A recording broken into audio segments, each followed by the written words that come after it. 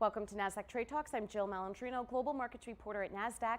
Joining me at the market site in Times Square, New York City, we have Tal Cohen. He's the Executive Vice President of North American Markets at Nasdaq, and we're here to discuss Nasdaq's application, the UTP application to the SEC. It's great to have you with us as always, Tal. And on February 5th, 2020, Nasdaq submitted its UTP termination application to the SEC. What is this in response to?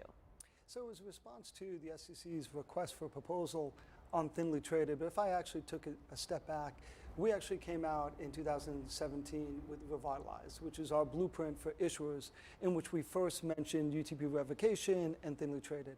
And then if I fast forward to 2019, we came out with our secondary market paper, which was Total Markets, focused on micro market structure, in which we also mentioned UTP. So we've been at this for the past 3 years. We're happy to see the SEC ask that question, and we were delighted to respond. Do you think this will provide a catalyst to introduce new reform and innovation? We do. We think the SEC is going to take our proposal and others' recommendations seriously. I think there's time for action.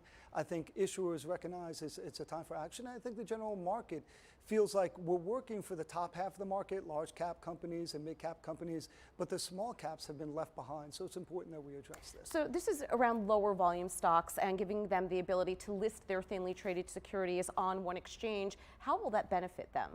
So by consolidating liquidity, we're taking complexity out of the system. We're taking operational risk out of the system.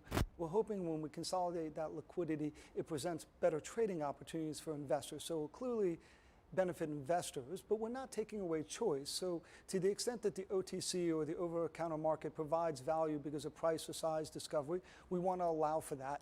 But then when we go back and we think about the issuers, we want to make sure that the issuers understand that the markets are working for them. So by removing this complexity, we're making sure that while for Apple, a complex, fragmented market aids price discovery, we think for illiquid names it does not. So issuers will understand that, and that's part of a grander or bigger proposal that we have with issuers today. How many Nasdaq listed companies would be defined as thinly traded securities?